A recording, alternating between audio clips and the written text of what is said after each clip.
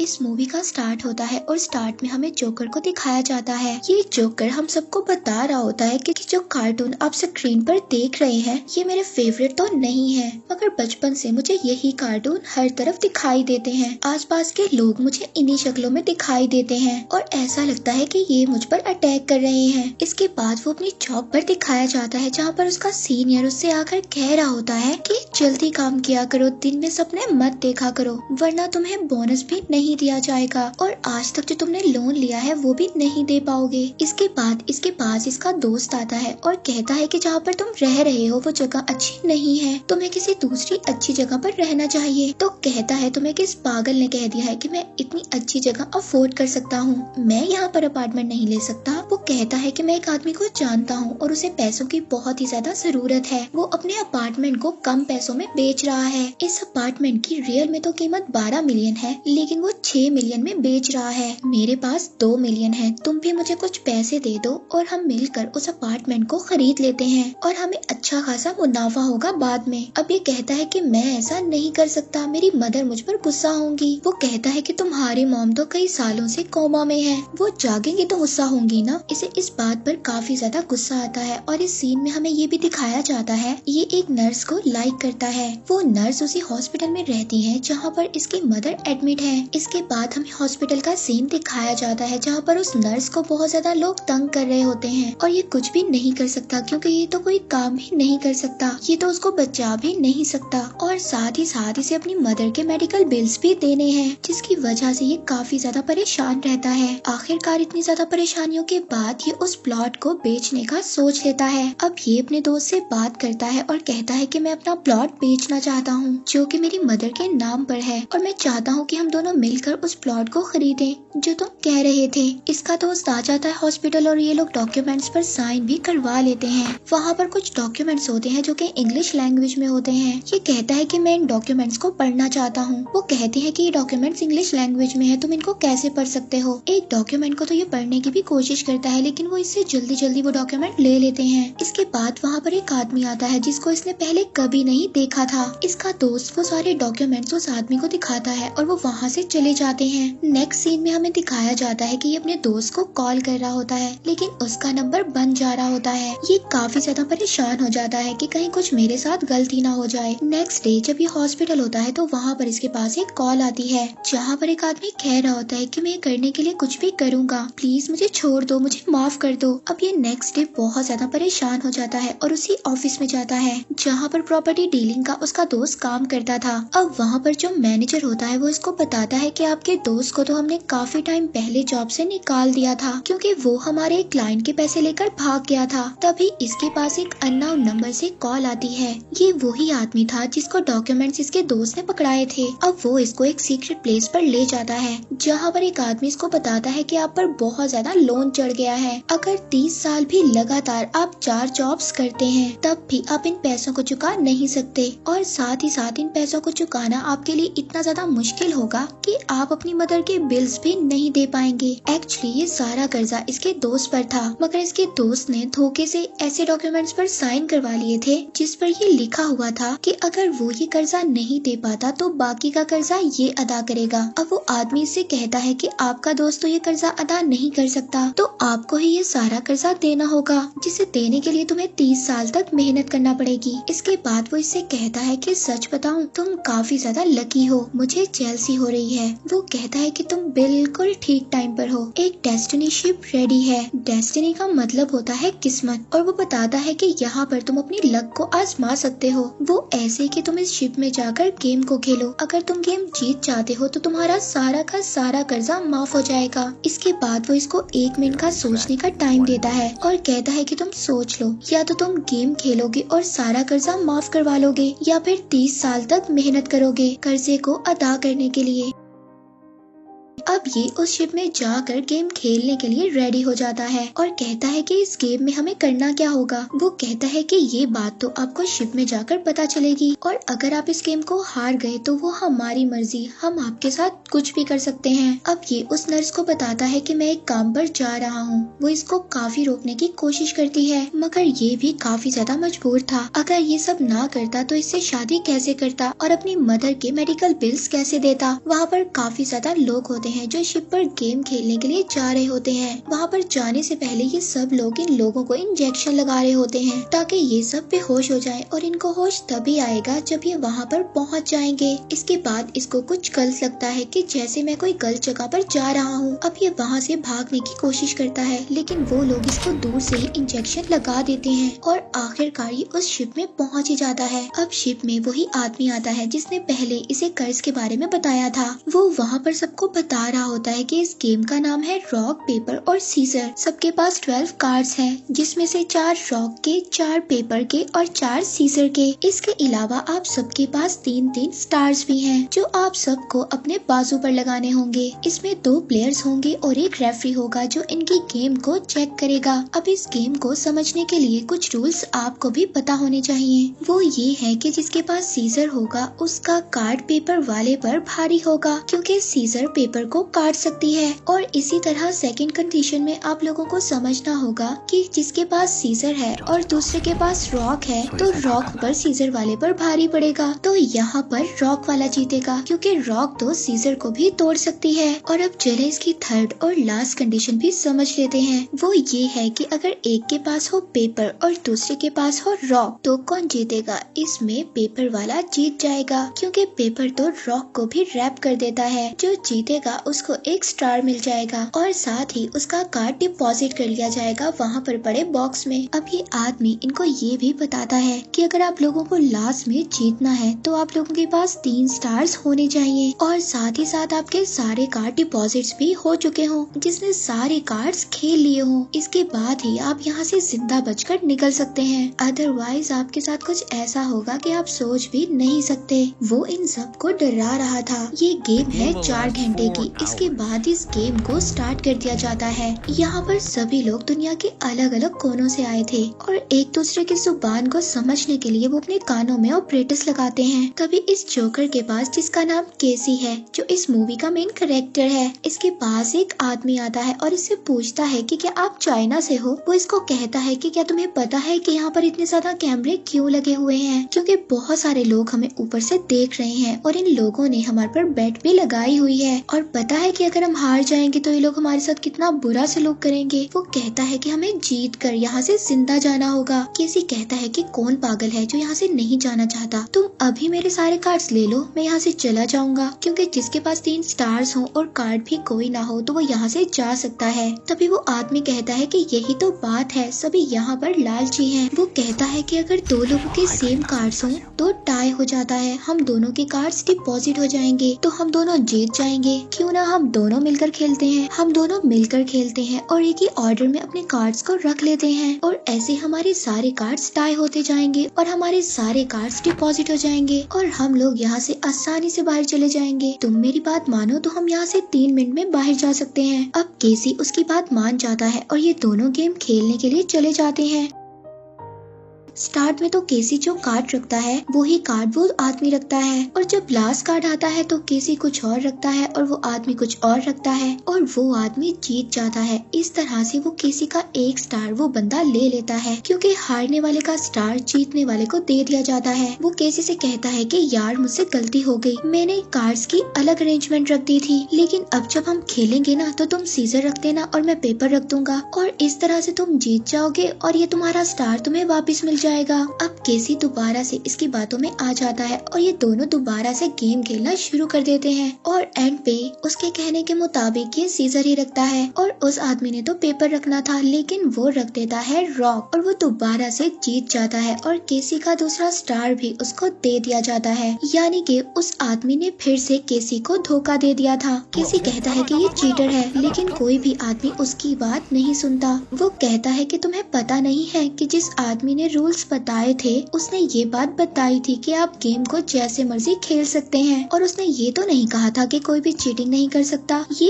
Animal world है, हम अपने फायदे के लिए कुछ भी कर सकते हैं। अब केसी काफी ज्यादा परेशान हो जाता है और उसको उसका वही दोस्त मिलता है जिसने उसको धोखा दिया था। केसी उसको मारने लगता है और कहता है कि तुम यहाँ क्या कर रहे हो। वो कहता है कि मैं यहाँ अपनी लक को ट्राई करने के लिए आया हूँ। वो कहता है कि मैं चाहता हूँ कि तुम्हारा अपार्टमेंट में वापस ले लूँ, और वो ये भी बताता है कि अगर हम ना जीते तो ये लोग हमारे साथ बहुत ही ज्यादा बुरा करेंगे। उसे ग्लास वॉल के पीछे खड़े लोग दिखाता है और कहता है कि अगर हम एलिमिनेट हो गए तो ये लोग हमें यहाँ पर भेज देंगे, और 10 मिनट तक हमने अगर इनको कोई कीमती चीज ना दी तो ये हमें बाहर नहीं निकालेंगे। इसके बाद हमें बेसमेंट में भेज दिया जाएगा जहाँ पर हमारे ऊपर अलग अलग तरह से टेस्ट होंगे, जैसे कि लैब में रैट्स पर होते हैं। अब केसी कहता है कि तुम्हें ये सब बातें कैसे पता है। वो कहता है कि मेरा एक फ्रेंड था, उसे भी वहाँ पर भेज दिया गया था और उसी ने मुझे ये सब कुछ बताया है। केसी उससे पूछता है कि तुमने इस कंपनी से लोन क्यों लिया था। तो वो कहता है कि मैंने एक अपार्टमेंट लिया था किराए पे, जिस पर रोज ही इंटरेस्ट इकट्ठा होता रहता था और रेंट भी मेरे ऊपर इतना ज्यादा कर्जा बन गया। अब केसी उसको कहता है कि 4 घंटे की गेम है और 2 घंटे रह गए हैं, हमें कुछ ना कुछ तो करना होगा, हमें यहाँ से जिंदा निकलना होगा। हम दोनों के पास ही एक एक स्टार रह गया है। अब हम दोनों को ऐसा आदमी ढूंढना होगा जिसके पास 2 स्टार्स हों और कार्ड्स कोई भी ना हो। हम उस आदमी को कार्ड्स दे देंगे और उससे स्टार ले लेंगे।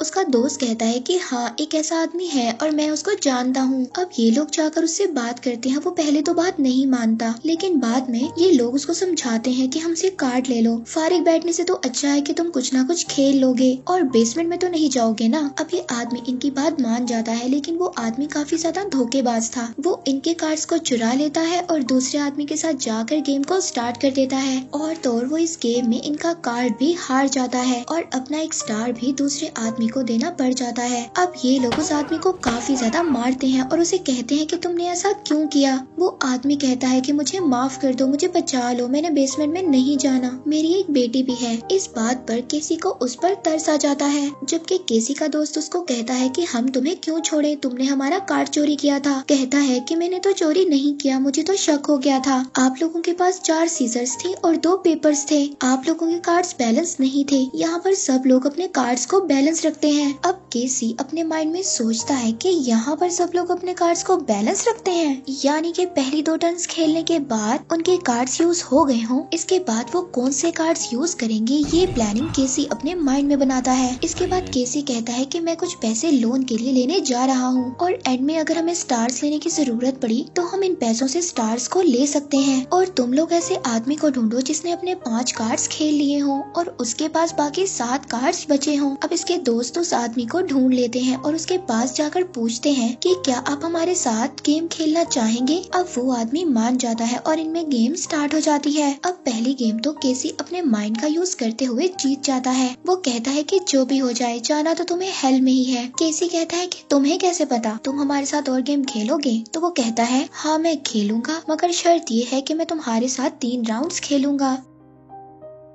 अब ये लोग दोबारा गेम खेलते हैं। पहले राउंड में केसी गेम हार जाता है तो उसके दोस्त उसको मना करते हैं और कहते हैं कि अगले 2 राउंड्स मत खेलो, मगर केसी कहता है कि उसे तो ऐसा लग रहा है कि मैंने अपने कार्ड्स बैलेंस किए हुए हैं, जबकि मेरे कार्ड्स बैलेंस नहीं है। अब केसी दोबारा से अपने माइंड को यूज करता है और उससे 2 राउंड्स जीत जाता है। अब वहाँ पर वो आदमी आ जाता है जो इन सबको रूल्स एक्सप्लेन करता है और वो आकर कहता है कि शायद आप लोगों को मेरे रूल्स की समझ नहीं आई थी। मैंने कहा था कि यहाँ से वही आदमी बाहर जा सकता है जिसके पास 3 स्टार्स हो और 12 कार्ड्स हो और उन्होंने खेल लिए हों। फिर वो एक आदमी को उठाता है और बताता है कि इस आदमी ने अपने 3 कार्ड्स को फ्लैश आउट कर दिया था टॉयलेट में। शायद आप लोगों को ये लगता है कि हम आप लोगों को देख नहीं रहे। वो उस आदमी को गन से शूट कर देता है और कहता है कि हर उस आदमी की यही सजा होगी जो हमें चीट करने की कोशिश करेगा। अब ये तीनों लोग यहाँ पर काफी ज्यादा परेशान हो जाते हैं कि ये तो लोगों को मार भी सकते हैं और सोचने लगते हैं कि एंड पे हमारे पास कौन से कार्ड्स होने चाहिए जो हम लोगों को जितवा सकते हैं। तो केसी इनको बताता है कि रॉक का कार्ड ऐसा है जिनसे हम जीत सकते हैं, क्योंकि मुझे लगता है कि ज्यादातर लोग सीजर और पेपर का कार्ड यूज करते हैं, तो एंड पर पेपर्स के कार्ड खत्म हो जाएंगे तो हम रॉक का कार्ड यूज करेंगे और आगे किसी के पास पेपर का कार्ड नहीं होगा हमें डिफीट करने के लिए, और इस तरह हम जीत जाएंगे। अब जो पैसे इन्होंने लोन लिए थे वो लोगों को देकर इनको कहते हैं कि वो इनके लिए रॉक रॉक्स के कार्ड को इकट्ठा करें। अब इन लोगों के पास 30 रॉक्स के कार्ड हो जाते हैं, 2 सीजर के और 4 पेपर के कार्ड्स हो जाते हैं। अब ये अपने दोस्तों से कहता है कि तुमने ध्यान रखना है,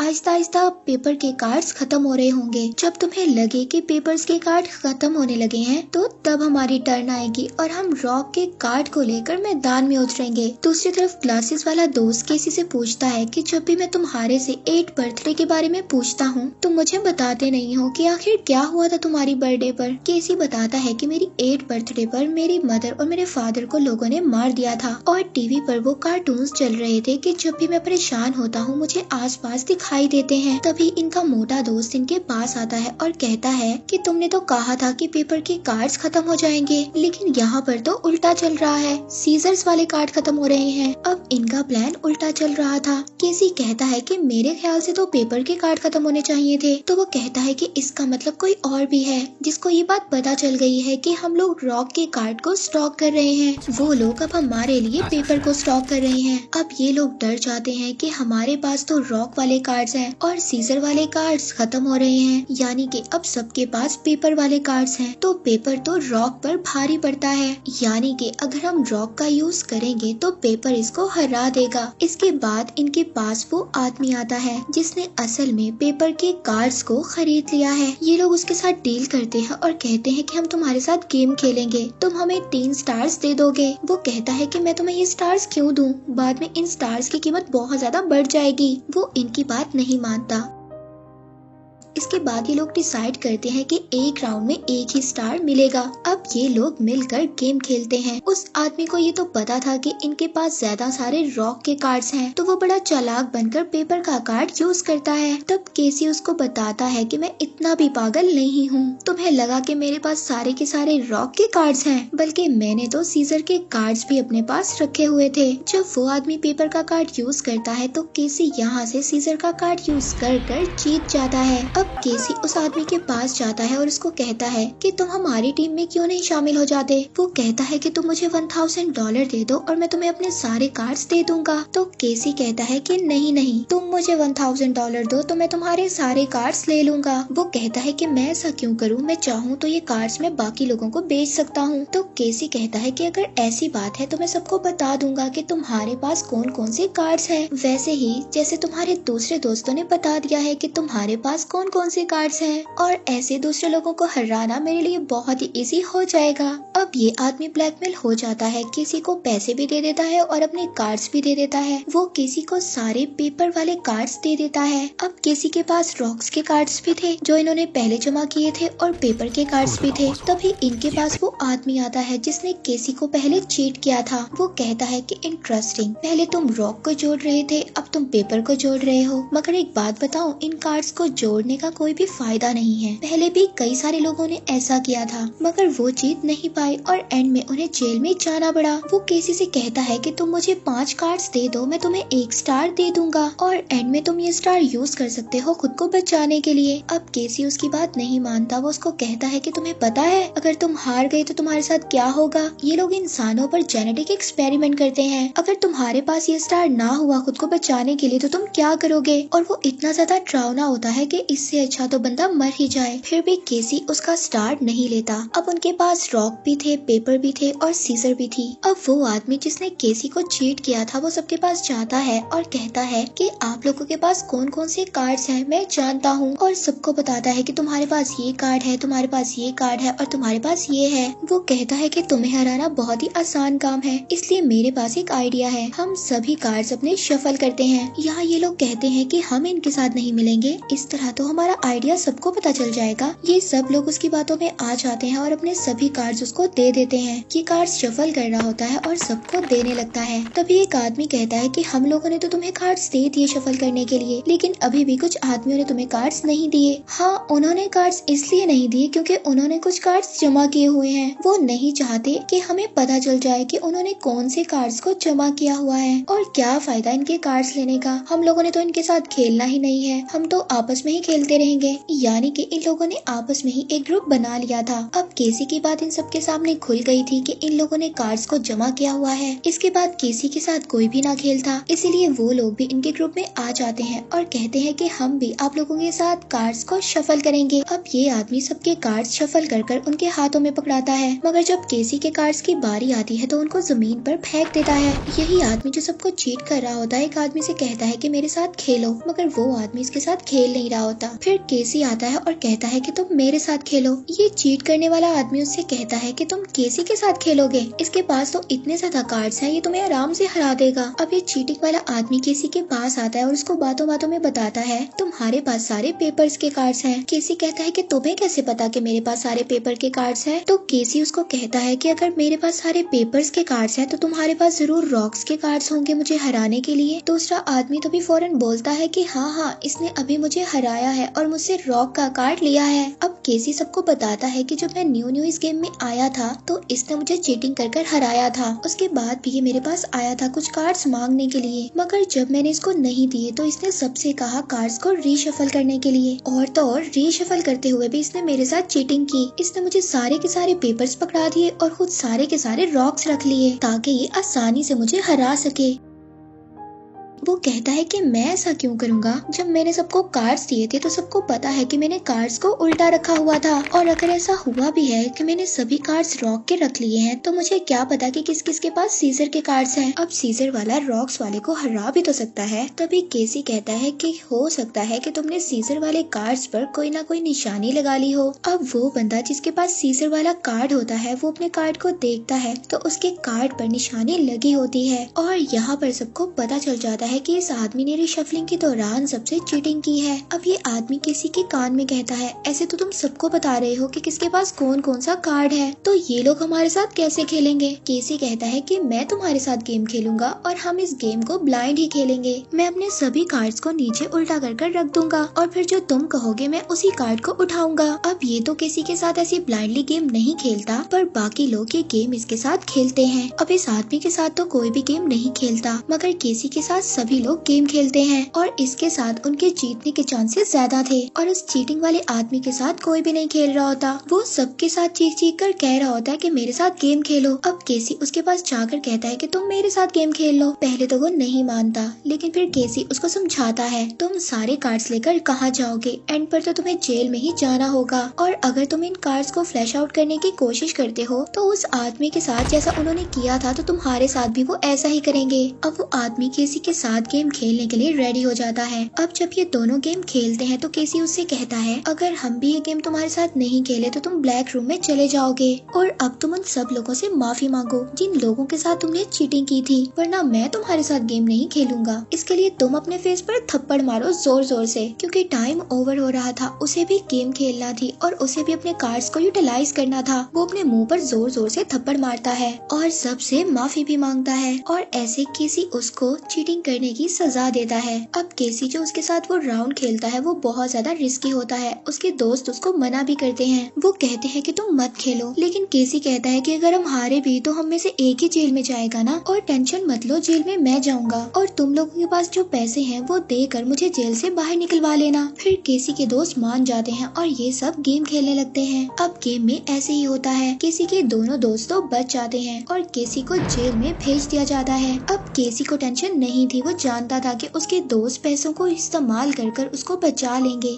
अब इनमें से एक दोस्त आता है इसको बाहर निकालने के लिए, मगर तभी जो इसका मोटा दोस्त है वो क्लासेस वाले दोस्त से कहता है कि अगर हम स्टार्स बेचते हैं तो इसकी बहुत ज्यादा कीमत होगी, और साथ ही साथ हम इन पैसों का भी कुछ ना कुछ कर सकते हैं। यानी कि वो दूसरे दोस्त को लालच दे रहा था। केसी जो जेल में होता है वो उनको कहता है कि मेरी बात सुनो, मुझे बचाओ। वो कहता है कि मैंने तुम लोगों के लिए क्या कुछ नहीं किया और अब तुम लोग मुझे धोखा दे रहे हो। अब उन दोनों दोस्तों को लालच आ जाता है और वो उसको जेल में छोड़कर चले जाते हैं। अब वहाँ पर केसी के पास एक और आदमी होता है जिसको रिहा करवाने के लिए दो लोग आते हैं। अब उस आदमी की कमर पर काफी ज्यादा बैंडेज लगे हुए थे। वो जब बाहर जाता है तो उसके दोस्त पूछते हैं कि तुम्हारे बैंडेज कहाँ हैं। मूवी में इंटरेस्टिंग सीन तो तब आता है जब उनको पता चलता है कि वो बैंडेज केसी ने ले लिया है और उन बैंडेजेस में बहुत ज्यादा हीरे थे। अब इसके दोस्त उस आदमी से कहते हैं कि हमें उस आदमी को भी रिहा करवाना होगा, क्योंकि केसी के पास वो हीरे थे। जाते हुए केसी को एक बूढ़ा आदमी कहता है कि मेरा बेटा बाहर होता है, तुम उसको कॉल करना और उससे कहना कि बहुत महंगी महंगी दवाइयाँ अपने लिए खरीदे और खुद को ठीक कर ले। इसके बाद केसी बाहर आ जाता है और अपने दोस्त नुमा दुश्मनों से पैसे ले लेता है जो कि इसने अपनी मेहनत से लिए थे। इसके बाद वो इनका इस्तेमाल अपने लिए नहीं करता